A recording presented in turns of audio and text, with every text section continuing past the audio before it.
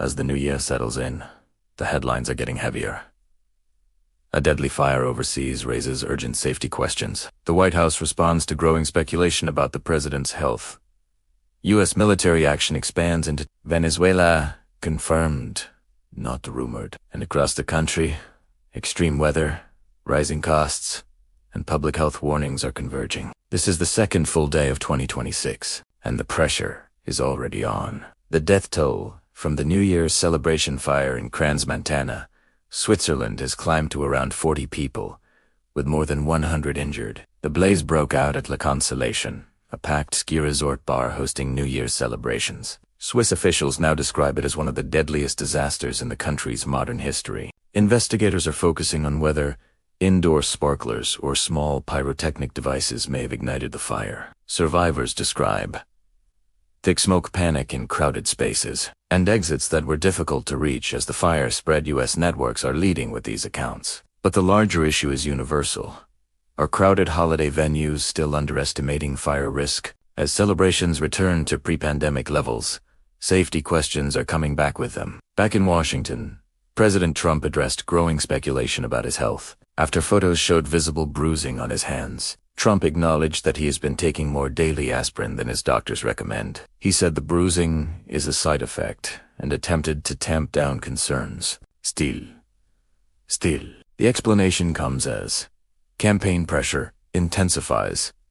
The presidency remains physically demanding, and public scrutiny remains high at the same time. Trump issued a sharp warning toward Iran in a post. Si Deus Isus locked and loaded, and may intervene if Iran shoots and violently kills peaceful protesters. Large demonstrations are currently unfolding in Iran amid a worsening economic crisis. The message signals a willingness to escalate, even as the administration balances multiple global flashpoints. In a major foreign policy development, President Trump confirmed a U.S. strike in Venezuela. He said that following explosions in Caracas, Venezuelan President Nicolás Maduro and his wife were captured.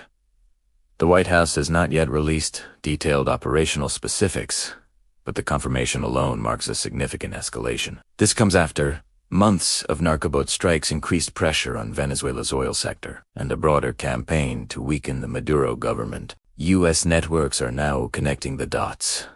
Venezuela, Iran, drug smuggling operations. Taken together, they suggest 2026 could be defined by a more aggressive U.S. posture overseas, one that will dominate foreign policy debates in the months ahead.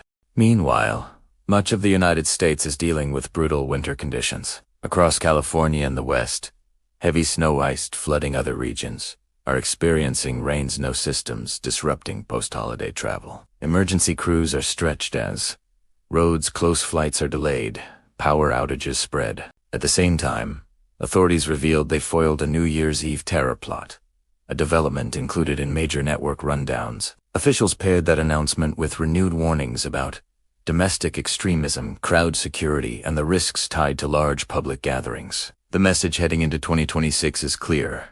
Safety threats are no longer isolated, they overlap. As all of this unfolds, everyday costs remain front and center. Coverage continues to focus on drug price hikes, rising healthcare costs, and broader inflation concerns affecting U.S. families' medication affordability. In particular, is becoming a flashpoint as health subsidies lapse and insurance premiums rise. Public health officials are also sounding alarms. More than 2,000 measles cases were reported in 2025, a number high enough to threaten the U.S.'s elimination status for the disease. Officials say it highlights vaccination gaps, misinformation, and growing strain on health systems. This comes during what doctors describe as a particularly severe flu season, adding further pressure. So this is how January 2nd looks. A world still reckoning with tragedy.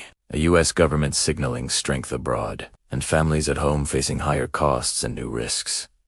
This is why the American Breakdown exists. Not to overwhelm, but to explain. If you want daily U.S. news with clarity and context, subscribe.